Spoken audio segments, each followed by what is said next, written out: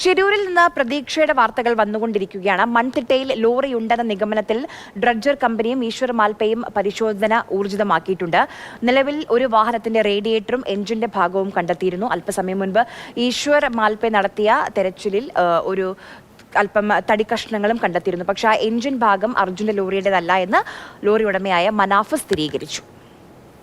വേറെ വാഹനത്തിൻ്റെത്, ഇത് ഇഞ്ചിന് വേറെ വാഹനത്തിൻ്റെതാണ്. പിന്നെ ആ കാണുന്ന ഇത് പിന്നെ ആ ഭാഗത്തേക്ക് ചെല്ലാൻ വേണ്ടി പറഞ്ഞിട്ട് ഞങ്ങള് അവിടേക്ക് ചെന്ന് കഴിഞ്ഞാല് നമ്മളെ വണ്ടിന്റെ കയറ് നാല് കയറോളം ഭൂമിന്റെ അടിയിലേക്ക് പോയി കിടക്കുന്നുണ്ട്. ഡ്രൈവർ പറയണത് അതിന്റെ മുകളിൽ വലിയ വലിയ പാറകളാണുള്ളത്. നമ്മള് അതാ പറയണത്, ആ പാറകൾ മാറ്റാനാണല്ലോ ഈ ഡ്രഡ്ജർ നമ്മൾ കൊണ്ടുവന്നത്. 4 കയറോളം ഒരേ ദിശയിൽ നിന്ന് ഇങ്ങനെ വന്ന് കെട്ടിയിട്ടിക്കാണ്. ഈ കയറിന്റെ അറ്റം പിടിച്ചു പോകാനാണ് നമ്മൾ ആദ്യം ആവശ്യപ്പെടുന്നത്. അതിന് എന്തെങ്കിലും ഒരു തീരുമാനം ഉണ്ടാവും എന്നാണ് പ്രതീക്ഷിക്കുന്നത്. സാരംഗ സുരേഷ് നമുക്കൊപ്പം വിവരങ്ങളുമായി ചേരുന്നുണ്ട്. സാരംഗ, ഈ കുടുംബം, അർജുന്റെ കുടുംബം പറയുന്ന ഒരു സ്പോട്ടുണ്ട്, അവിടേക്ക് ഉച്ച കഴിഞ്ഞ് ഡ്രഡ്ജർ ഉപയോഗിച്ചുള്ള പരിശോധന നടക്കും എന്നാണ് ബിജു പങ്കജ് നേരത്തെ റിപ്പോർട്ട് ചെയ്തിരുന്നത്. സാരംഗ നിൽക്കുന്ന ഭാഗത്താണ് ഈശ്വർ മാൽപ്പയും സംഘവും പരിശോധന നടത്തിക്കൊണ്ടിരിക്കുന്നത്. നേരത്തെ മരക്കഷ്ണങ്ങളൊക്കെ കിട്ടിയിരുന്നു. അത് അർജുന്റെ ലോറിയിലെ മരങ്ങൾ ആണെന്നാണ് മനാഫ് പറയുന്നത്. ആര്യ, ഞാനിപ്പോൾ നിൽക്കുന്ന പ്രദേശം കൃത്യമായി പറഞ്ഞു കഴിഞ്ഞാൽ നമുക്ക് കാണാം, ദൃശ്യങ്ങളിൽ ആ ബോയ കാണാൻ സാധിക്കും. നാവികസേന മാർക്ക് ചെയ്ത പ്രധാനപ്പെട്ട പോയിന്റുകളിൽ ഒന്നാണത്, പോയിന്റ് 1. ആ ഒരു മേഖലയിലേക്ക് ഡ്രഡ്ജർ തീരെ കടന്നു പോയിട്ടില്ല എന്നതാണ് കുടുംബം മുന്നോട്ടേക്ക് വയ്ക്കുന്ന പ്രധാനപ്പെട്ട ആക്ഷേപം. മറ്റൊരു കാര്യം കൂടിയുണ്ട്, നമുക്ക് അല്പം മുൻപ് വരെ ഉണ്ടായിരുന്ന സ്ഥിതിഗതികളല്ല ഇപ്പോൾ ഷിരൂരിൽ നടക്കുന്നത്. ഈശ്വർ മാൽപ്പയ്ക്ക് പുഴയിലിറങ്ങി പരിശോധന നടത്തുന്നതിന് കർശനമായിട്ടുള്ള ഒരു വിലക്ക് ഇത്തരത്തിൽ ഭരണകൂടത്തിൻ്റെ ഭാഗത്തു നിന്നുണ്ടാവുന്നുണ്ട്. അതുപോലെ തന്നെ മാധ്യമപ്രവർത്തകരെയൊക്കെ തന്നെ ഒരു തോതിൽ ദൃശ്യങ്ങൾ പകർത്തുന്നതിൽ നിന്ന് പോലീസുകാർ മാറ്റി നിർത്തുന്ന ഒരു അവസ്ഥയുണ്ടാവുന്നു. ഇപ്പോൾ മൊത്തത്തിലൊരു ആശയക്കുഴപ്പം ഇവിടെ നിലനിൽക്കുന്നുണ്ട് എന്നതാണ്. കാരണം ഡ്രഡ്ജർ ഉപയോഗിച്ചുകൊണ്ട് ഏത് തരത്തിലാണോ തിരച്ചിൽ നടത്തേണ്ടത്, മണ്ണ് നീക്കി, അടിത്തട്ടിലെ മണ്ണ് നീക്കി തിരച്ചിൽ നടത്തുന്നതിന് നിന്ന് വ്യത്യസ്തമായി ഡൈവർമാരെ രണ്ടാം ഘട്ടം തിരച്ചിൽ അവസാനിക്കുന്നത് തന്നെ ഇത്തരത്തിൽ ഒരു ഡൈവിംഗ് നടത്തിക്കൊണ്ടുള്ള ഒരു ഓപ്പറേഷൻ ഇനിയൊരു സാധ്യത കാണുന്നില്ല എന്ന് പറഞ്ഞുകൊണ്ടായിരുന്നു. പക്ഷേ അതിൽ നിന്നൊക്കെ തന്നെ വ്യത്യസ്തമായി ഡ്രഡ്ജർ വരണമെന്നത് കുടുംബത്തിൻ്റെ ആവശ്യമായിരുന്നു, നമ്മുടെ എല്ലാവരുടെയും ആവശ്യമായിരുന്നു.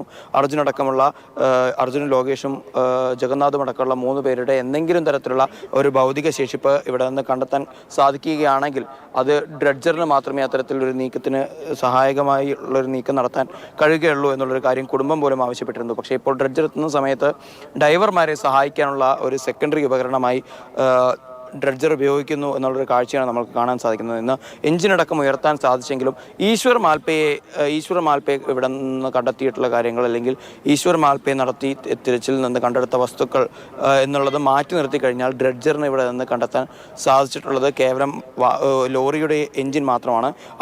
ആ എഞ്ചിൻ അർജുൻ സഞ്ചരിച്ച വാഹനത്തിൻ്റെതല്ല എന്നുള്ള കാര്യത്തിൽ ഇപ്പോൾ മനാഫ് ഒരു സ്ഥിരീകരണം നൽകുന്നുണ്ട്. ഇപ്പോൾ നേവി മാർക്ക് ചെയ്ത പോയിന്റുകളിലേക്കൊന്നും തന്നെ ഡ്രഡ്ജറിന് കടന്നു ചെല്ലാൻ കഴിയുന്നില്ല.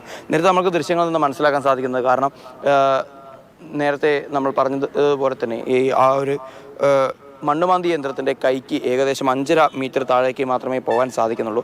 പക്ഷേ 10-15 അടി താഴെയാണ് ഇത്തരത്തിൽ വലിയ മണൽ കൂനകൾ രൂപപ്പെട്ടിട്ടുള്ളത്. നേരത്തെ വാഹനത്തിൻ്റെ ആ ഒരു എഞ്ചിൻ്റെ ഭാഗം എടുക്കാൻ തന്നെ ഏറ്റവും അടിയിലേക്ക് ആ യന്ത്ര കൈ താഴേക്ക് പോയി അതിന് താഴത്തേക്ക് കുരുക്കിട്ട് താഴേക്ക് പോകുന്നൊരവസ്ഥയുണ്ടായിരുന്നു.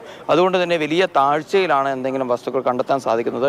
ഒരു പക്ഷേ ഇത്തരത്തിലൊരു നദീതീരത്തിൽ ഒരു വലിയ ഒരു ബൂം എസ്കലേറ്റർ വെച്ച് മണ്ണ് നീക്കം ചെയ്ത് കഴിഞ്ഞാൽ, അല്ലെങ്കിൽ സാധനങ്ങൾ കണ്ടെത്തി കഴിഞ്ഞാൽ ഇതിനേക്കാൾ കൂടുതൽ വസ്തുക്കൾ ഒരു പക്ഷേ കണ്ടെടുക്കാൻ സാധിക്കുമെന്നാണ് ഇപ്പോൾ കുടുംബാംഗങ്ങൾ പോലും അല്ലെങ്കിൽ വിദഗ്ധർ പോലും അഭിപ്രായപ്പെടുന്നത്.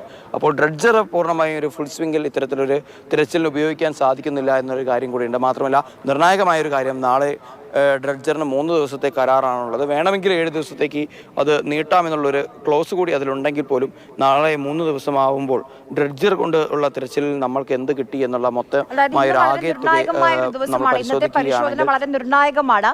ഈ ഉച്ച കഴിഞ്ഞ് ഈ നേവി കാണിച്ച സ്പോട്ടിലേക്ക് പോകുമെന്ന് പറഞ്ഞിരുന്നു. ഈ വേലിയേറ്റവും ഇറക്കവുമാണ് പ്രശ്നം ആ ഭാഗത്തേക്ക് പോകാൻ ഡ്രഡ്ജറിന്റെ. സാരംഗം,